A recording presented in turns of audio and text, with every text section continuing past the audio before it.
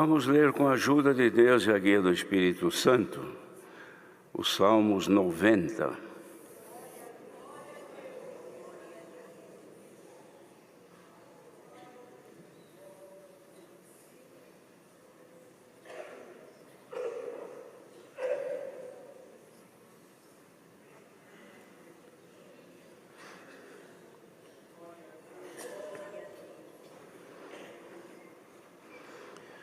Senhor, Tu tens sido o nosso refúgio de geração em geração.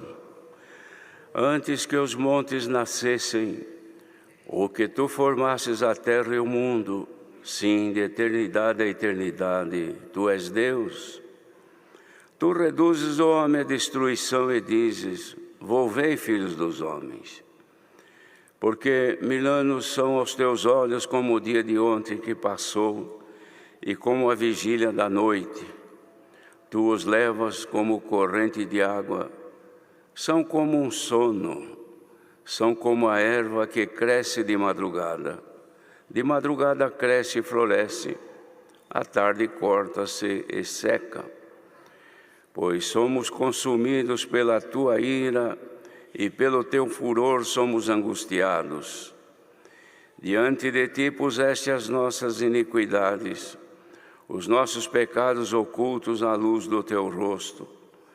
Pois todos os nossos dias vão passando na Tua indignação. Acabam-se os nossos anos como um conto ligeiro. A duração da nossa vida é de 70 anos.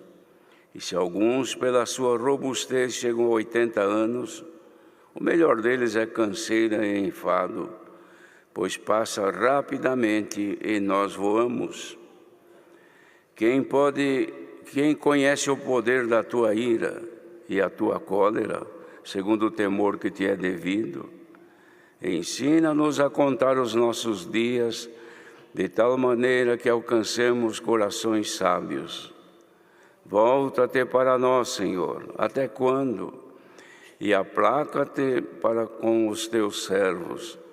Sacia-nos de madrugada com a Tua benignidade, para que nos regozijemos e nos alegremos todos os nossos dias. Alegra-nos pelos dias em que nos afligiste e pelos anos em que vimos o mal. Apareça a Tua obra aos Teus servos e a Tua glória sobre seus filhos, e seja sobre nós a graça do Senhor, nosso Deus, e confirma sobre nós a obra das nossas mãos. Sim, confirma as obras das nossas mãos.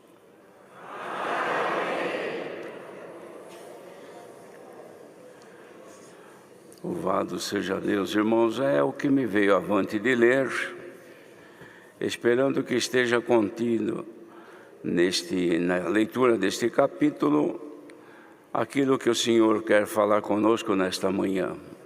A Escritura, ela está ao alcance de todos, qualquer pessoa que sabe ler e tem a Escritura ao seu alcance, lê, pode alcançar grandes conhecimentos, como de fato alcança conhecimento daquilo que está oculto em Deus, porém manifesto aqui na Escritura. Mas existem coisas que, além daquilo que está escrito, também demanda a revelação do Senhor para aquele momento, que é o nosso caso nesta manhã. Aqui, nesta oração que é atribuída a Moisés, varão de Deus, ele descreve a fraqueza do homem e a providência de Deus.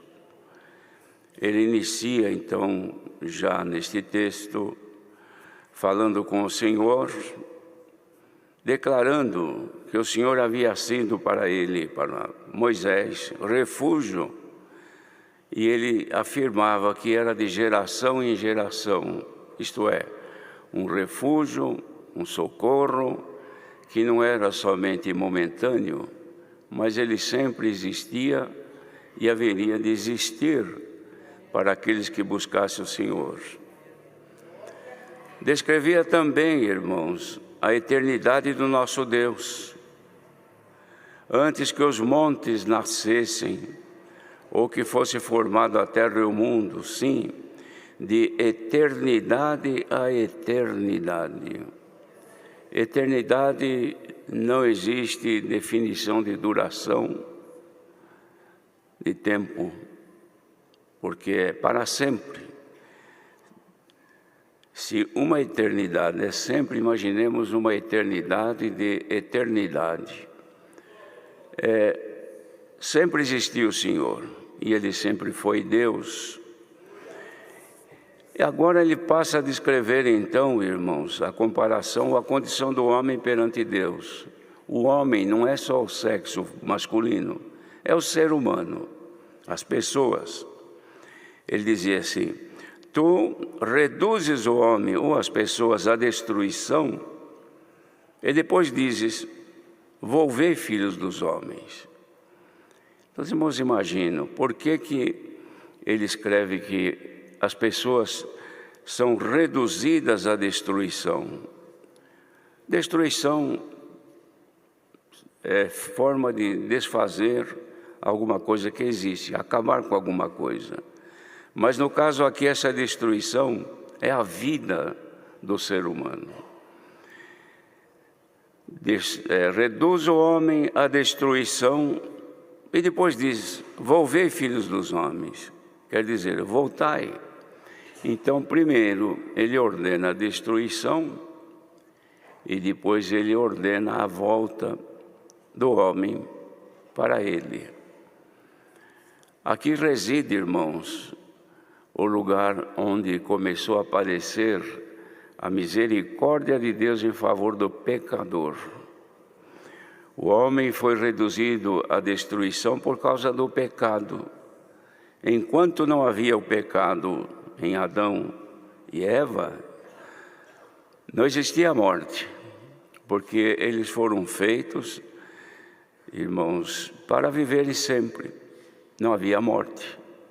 E a morte veio como consequência do pecado. Então, destruição, que é a morte, ela aconteceu por causa do surgimento do pecado na vida do ser humano. Então, o homem agora foi reduzido à destruição. Quando termina o seu tempo de viver na terra, ele é devolvido ao lugar de onde veio, ou seja, foi formado do pó da terra, e ele volta à terra outra vez, na sepultura. E não existe destruição maior do que esta. Porque tem coisa que a gente destrói e depois reconstitui outra vez. Os irmãos veem com esse tempo que tem acontecido, essas tempestades que houve no estado do Paraná, foram destruídas as casas, mas daqui a um pouco as casas estão outra vez construídas no lugar. Agora, a destruição da vida ou do corpo do ser humano não tem retorno.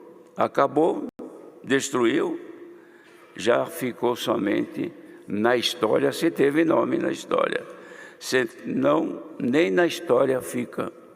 Quanta gente que some, nem sabíamos que existia, e tão pouco sabemos para onde foi, porque foram reduzidos à destruição.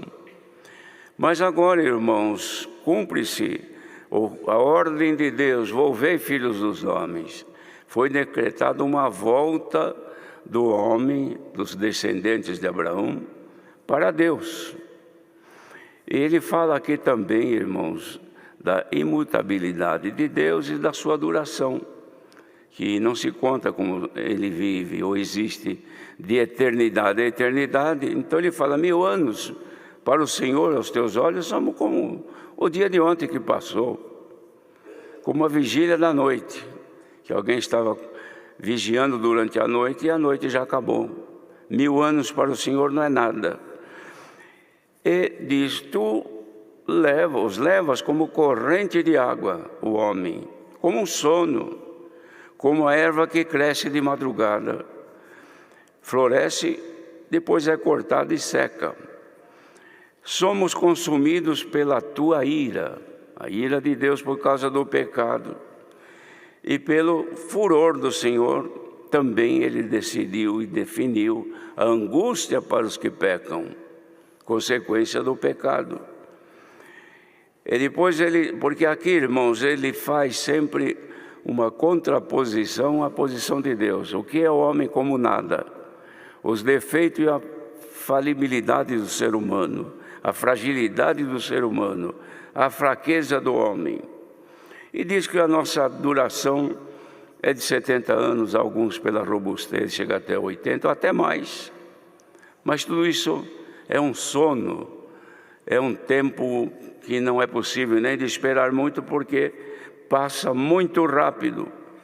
E o que se vive depois dos 70, canseira e enfado, sofrimento.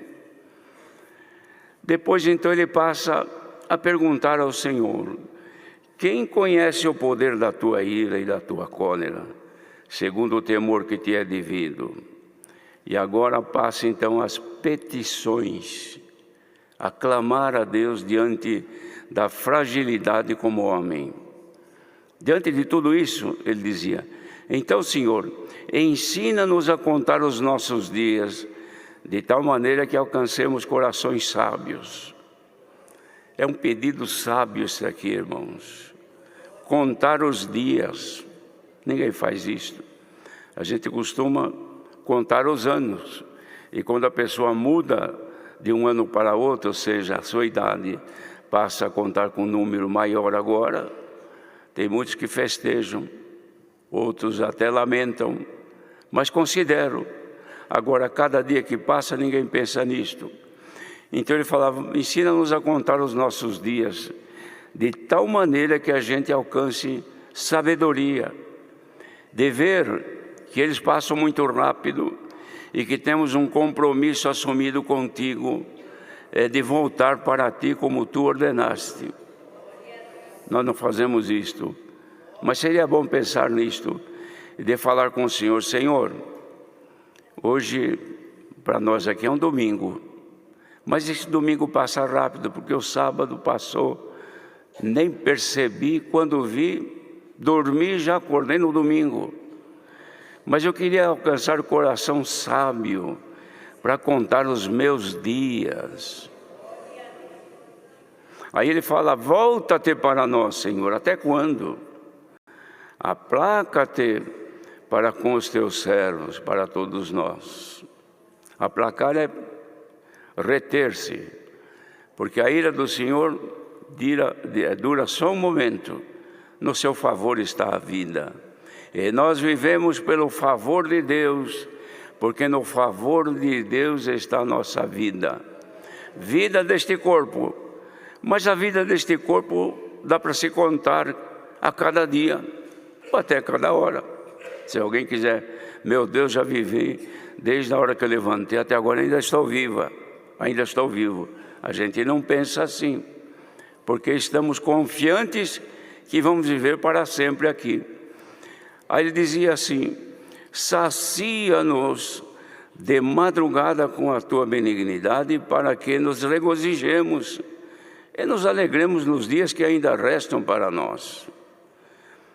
E depois pede: Senhor, alegra-nos pelos dias que nos afligiste e pelos anos em que vimos o mal. Hoje nós estamos aqui, tem idosos, tem pessoas já idade mais ou menos, outras crianças até, mas a gente não pensa nisto, de pedir para o Senhor alegrar-nos em contrapartida aos sofrimentos que tivemos, para querer agradar ao Senhor. Porque esta aflição aqui não é a aflição normal do mundo, não, irmãos. É a aflição daqueles que querem voltar para Deus. Porque se estamos aqui nesta manhã, nós cremos que o intuito de todos é a volta para Ele. Porque aqui temos que ficar mesmo, já estamos aqui, mas lá ainda não chegamos, mas temos promessa de chegar lá. E aqui passamos aflições. Paulo escreveu que as aflições deste tempo presente não são sequer para comparar com a glória que lá em nós há de ser revelada. Então, irmãos, ele pedia: Senhor, já que nós temos sofrido tanto mas dá um pouquinho de alegria para nós, porque nós sofremos bastante pelos males que surgiram. Quantas vezes eu chorei na madrugada, querendo te agradar melhor e não consegui. Quantas vezes, quando caí em desobediência, derramei lágrimas querendo perdão, senti muita aflição, porque tu me afligiste pelo erro que eu cometi. Mas agora eu gostaria que o Senhor me desse um pouco de alegria por causa do sofrimento que eu tive quando eu errei diante de ti. Já ouviram alguém fazer uma oração desse tipo? Alguém alguma vez orou desse jeito? Reconhecendo o seu estágio de miséria nesta vida que temos perante Deus, e reconhecer então que estamos aqui porque a misericórdia de Deus, apesar da sua ira, ainda me sustenta aqui.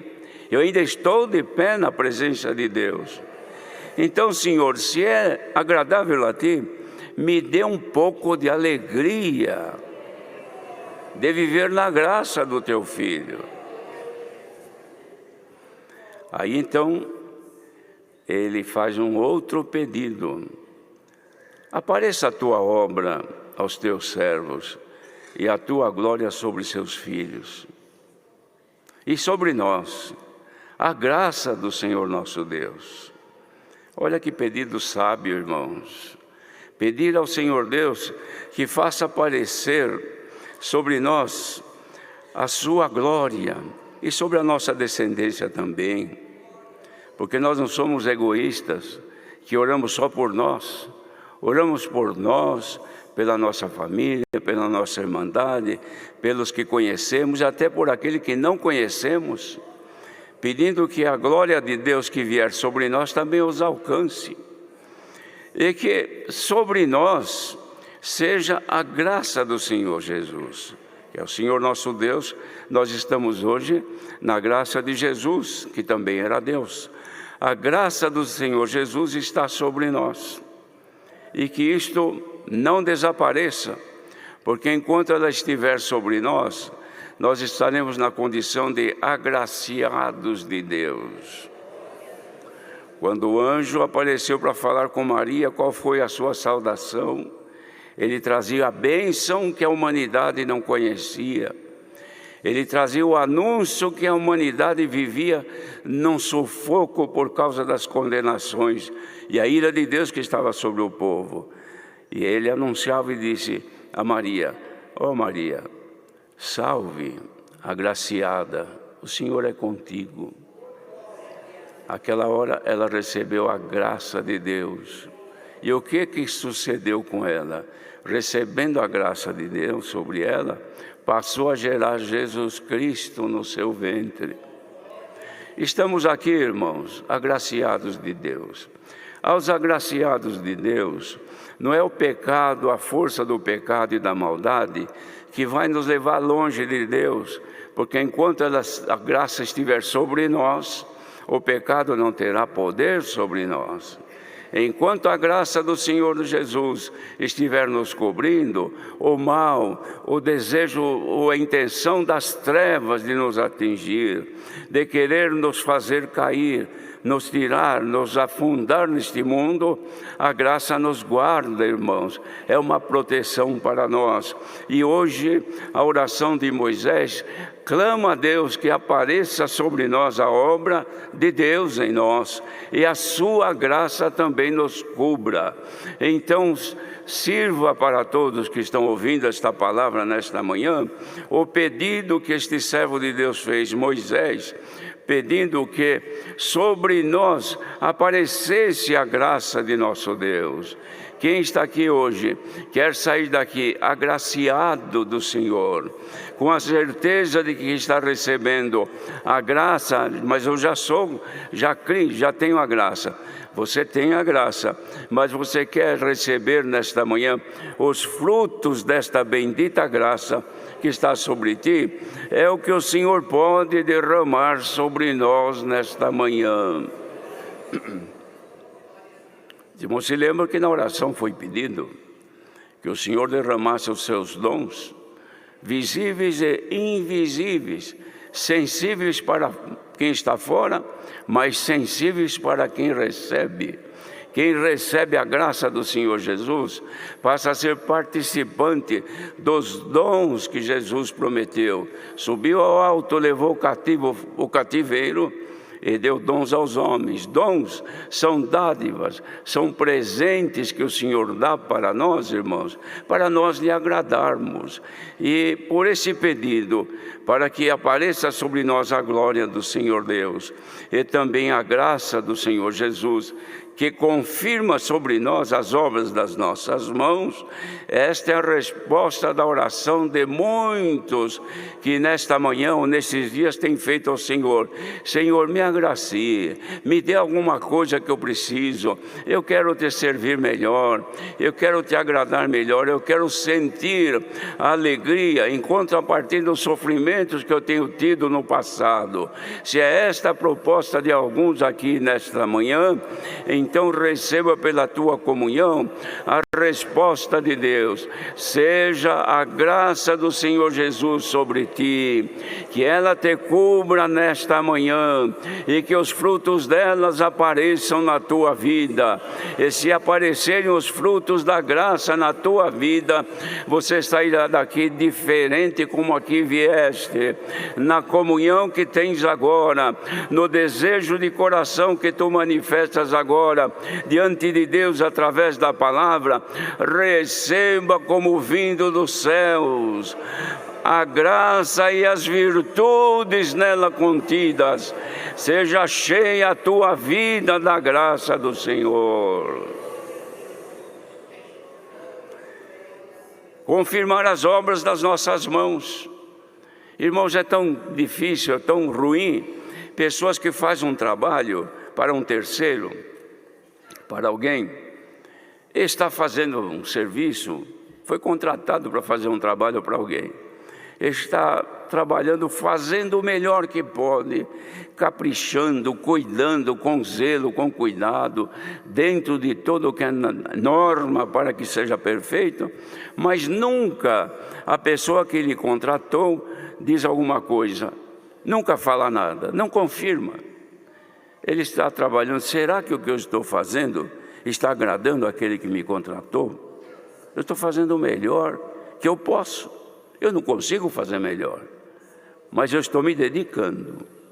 Senhor que te contratou e que te designou para produzir obras e para teres fruto de louvor, agora Ele está olhando, Ele pode confirmar as obras das tuas mãos. Depende um pouco de você. É como uma pessoa chega, irmãos, para aquela que contratou e diz: fulano, olha aqui, ó, eu fiz tudo o que eu pude aqui para te agradar. Está aqui. Tem algum defeito? Ficou alguma coisa por fazer? Errei alguma coisa? Fala para mim. Se eu errei, eu vou consertar. Se não ficou bom, eu vou melhorar. Dá para fazer essa proposta ao Senhor agora? Responda ao Senhor: Senhor, eu sim, eu gostaria de melhorar, eu devo ter errado, devo ter feito muita coisa que não ficou bem feita, devo ter tropeçado e até nem sei, outra vez eu fiquei sabendo, mas agora eu queria que o Senhor olhasse as minhas obras e confirmasse as obras das minhas mãos. A Irmandade aceita esta proposta de Deus. Você quer que o Senhor confirme as obras das tuas mãos? Você quer que o Senhor confirme a forma de você viver, os teus caminhos, os teus pensamentos, que Ele te mostre o que tem que melhorar, o que tem que fazer para ficar mais bela a tua obra? Põe-te em comunhão agora. Foi pedido na oração que o Senhor derramasse dos seus dons. Isto é um dom, irmãos. O capricho, o zelo, a pessoa tem isso no sangue. Tudo o que faz, gosta de fazer bem feito. jeito. Tem gente que tudo que faz, faz de qualquer jeito, faz mal feito, mas outros não. Tudo que eu faço, eu quero fazer direito, eu quero fazer bem feito, para que alguém olhar possa ver que o meu serviço foi agradável. Você quer que a tua obra agrade ao Senhor? Põe-te em comunhão agora, e a resposta vai vir do céu. Se Ele se agradar de ti nesta manhã, sentado aqui neste salão, ou por este mundo afora ouvindo esta palavra, Ele vai te dar um sinal nesta hora. Ele vai te alegrar pelos dias que você foi afligido. Receba agora a alegria do Espírito Santo. Quem sente a alegria do Espírito de Deus canta, louva, glorifica a Deus, alegra-se com a presença de Deus. Vai embora daqui toda tristeza, toda angústia, toda contrariedade, e desça dos céus agora o prazer de cantar, de servir a Deus, de chorar de alegria. Glória ao nome do Senhor. Alegrou um pouquinho, irmão? Alegraste um pouco, irmã? Então saiba que o Senhor está se agradando das obras das tuas mãos. Homens bem-aventurados que vieram aqui nesta manhã, e mulheres também, que vieram aqui procurar saber como está a sua posição diante do Senhor, como é que anda o seu trabalho na obra, como é que anda o exercício do seu ministério perante o Criador, como é que anda a tua forma de louvar a Deus com o teu instrumento, de assentar-te neste órgão e louvar a Deus a meia hora que você faz, o que ela produz. Quando você dedilha este órgão na comunhão, saiba que quem entra na mesma comunhão, o mesmo Espírito que te inspira para ensinar, ou melhor, escolher um hino e tocar, move os corações de quem senta aqui. Move o coração dos servos de Deus. Muitas vezes pela comunhão que você toca o órgão aqui, servo de Deus sentado aqui, pelo mesmo Espírito Santo, recebe a revelação da palavra. Glória ao nome do Senhor. É a obra de Deus, irmãos. E hoje o Senhor está disposto a alegrar o povo pelos dias que nós fomos afligidos. Bondade de Deus, amor de Deus. E Ele confirma as obras das nossas mãos. Deus seja louvado.